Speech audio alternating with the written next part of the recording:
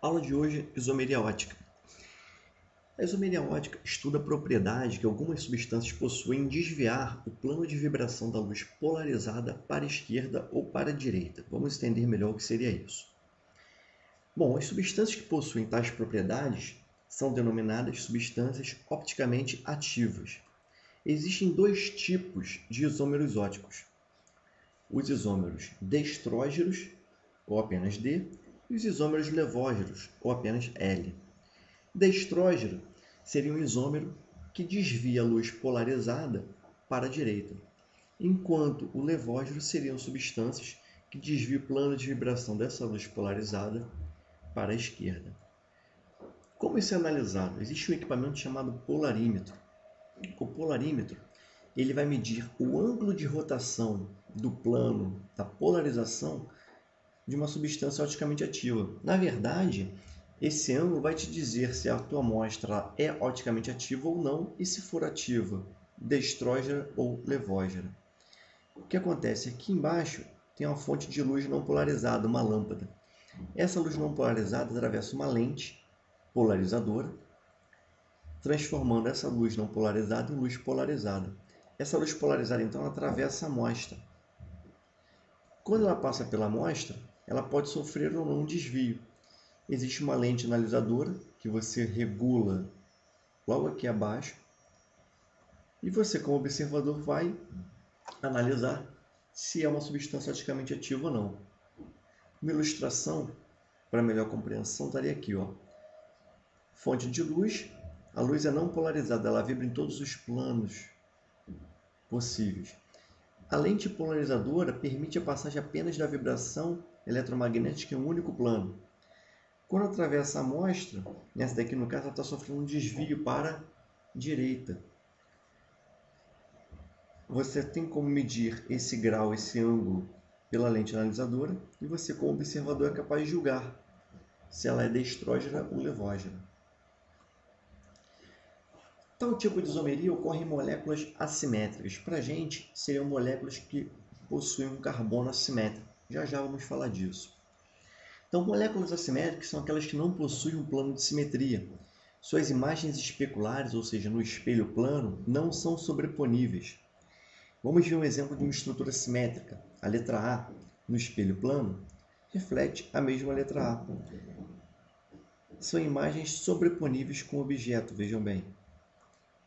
O objeto ele sobrepõe a imagem de forma perfeita. Já uma estrutura assimétrica, por exemplo, a letra R, tem a sua imagem especular não sobreponível. Repare que imagem e objeto não são sobreponíveis, ou seja, você tem uma estrutura assimétrica. Numa molécula, a condição para ter a simetria molecular, o principal caso, ou a principal condição, é a presença de um carbono assimétrico, também chamado de carbono quiral. É um carbono sp3, ou seja, possui 4 ligações sigmas, possui 4 ligações simples, com 4 ligantes diferentes uns do outro. Então tá lá, ó. Também chamado de carbono PlayStation. Quadrado, triângulo, bolinha e X, 4 coisas diferentes. Então tá lá, a molécula do butan-2-ol, se nós desenharmos ela no espaço, ela teria essa estrutura aqui, por exemplo. Lembrando que o traço convencional indica ligações no plano da tela, linha pontilhada, traço pontilhado indica ligação para dentro da sua tela, e linha cheia, que é essa daqui do metil, indica a ligação para fora da sua tela. É uma molécula em 3D. Repare que é uma pirâmide de base triangular, um tetraedro. Se você representar essa molécula no espelho plano, você vai ter exatamente essa conformação. A imagem e o objeto, eles são não sobreponíveis. Repara o seguinte, ó, se você tentar rotacionar de forma a deixar a hidroxila e o hidrogênio em posição idêntica, repara que o metil e o etil estão em posições diferentes. Olha que interessante. Então, esta molécula da direita não é sobreponível da esquerda, Isso acontece porque o butanol possui um carbono assimétrico. Veja bem, este carboninho aqui, ó, tem um ligante que é hidroxila, um ligante que é hidrogênio, um ligante que é o metil, outro ligante que é o etil. 4 ligantes diferentes. É um carbono assimétrico, é uma molécula quiral, possui atividade ótica. Essa é a nossa conclusão.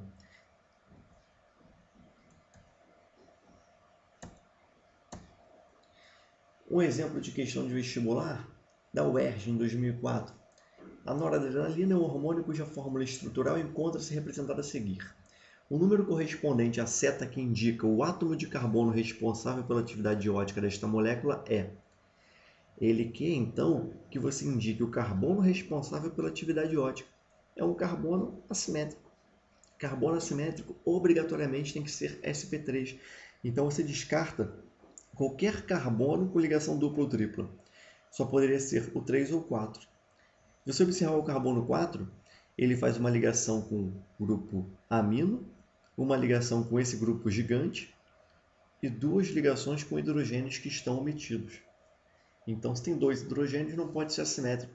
Resposta: o carbono 3 está ligado a uma hidroxila, que é diferente de um grupo amino com metil aqui, que é diferente de todo esse grupo aqui com anel aromático, e é diferente do hidrogênio que está omitido. Então, o carbono 3 seria a resposta, ou seja, o carbono assimétrico.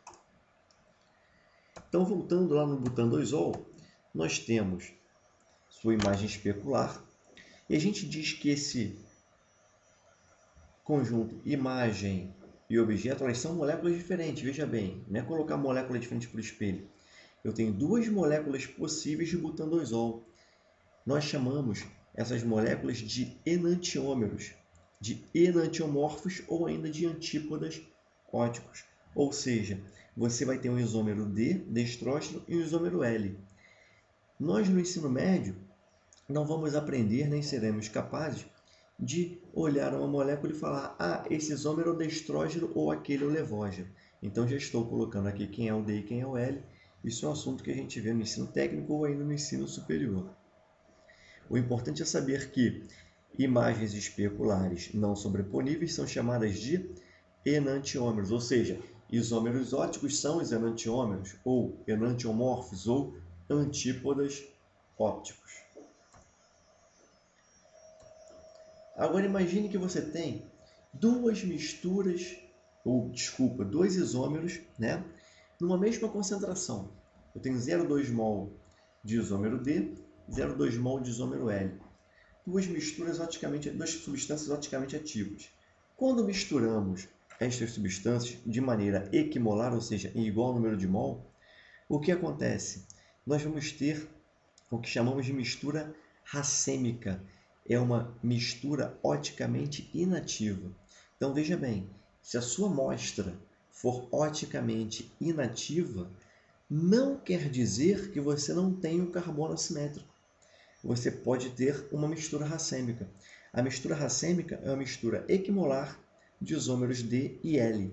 Ou seja, você tem uma substância ativa, tem outra substância ativa que, quando juntas, não tem atividade ótica. É como se o D-butanol desviasse a luz polarizada para a direita de 10 graus, porém a mesma quantidade de L-butanol desviasse a luz para a esquerda os mesmos 10 graus. Então, no final, é como se você não sofresse desvio algum, ou seja, como se a luz polarizada não sofresse qualquer desvio.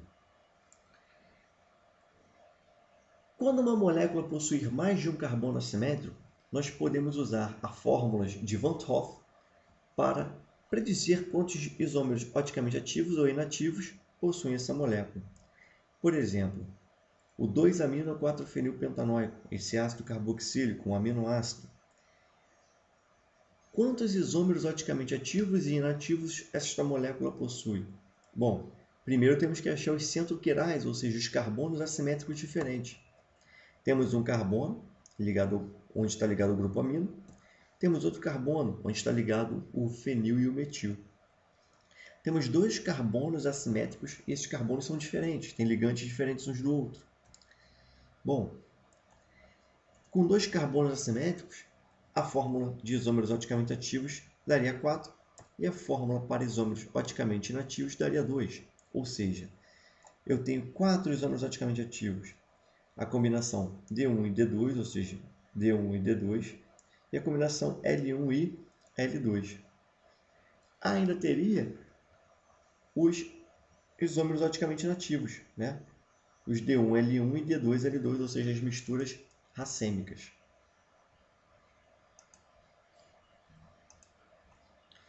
Então, nós podemos falar que D1 e L1, ou seja, isômeros D e L para o carbono 1, são enantiomorfos ou enantiômeros.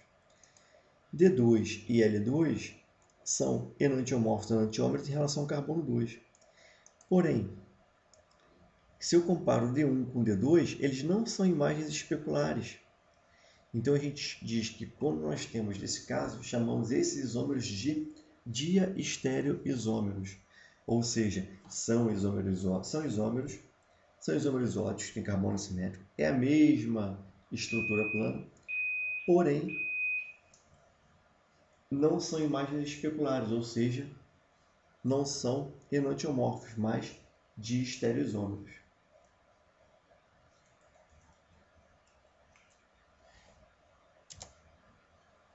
Continuando, vamos ver agora as moléculas cujos carbonos assimétricos são iguais, ou seja, nesse caso, a fórmula de Van 't Hoff não é aplicada. Repare que eu tenho dois carbonos assimétricos e eles são idênticos, ou seja, possuem os mesmos ligantes. Uma carboxila, uma hidroxila e todo este grupo aqui, além do hidrogênio.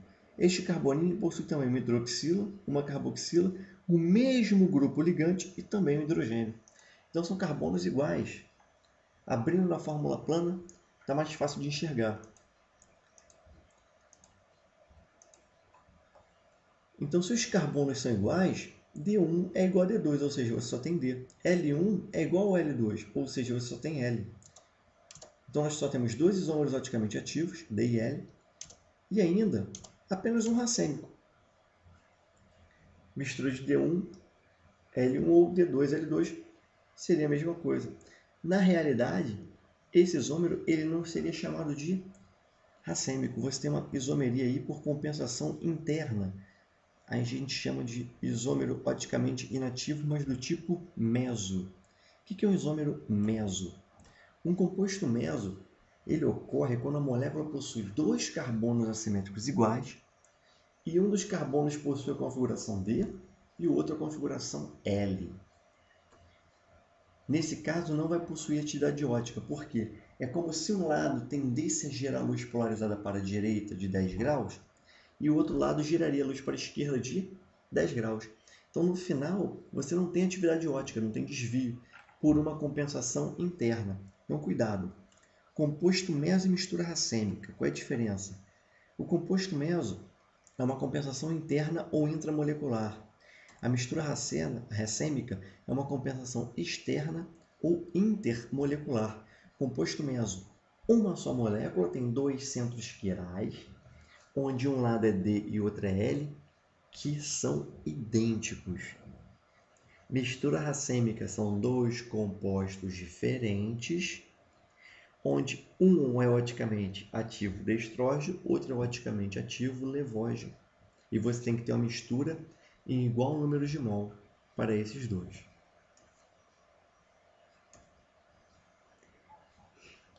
Outro caso de isomeria ótica seria os compostos alênicos. A condição para isomeria seria R1 ser diferente de R2 e R3 diferente de R4. Alênico é C dupla C dupla C. Eu tenho que ter essa condição exatamente assim satisfeita. E ainda, em compostos cíclicos, os isômeros trans também possuem atividade ótica. Então, se tiver um ciclo cis-trans, o composto trans vai possuir atividade ótica. Porém, o principal caso é o primeiro caso, o caso do carbono assimétrico.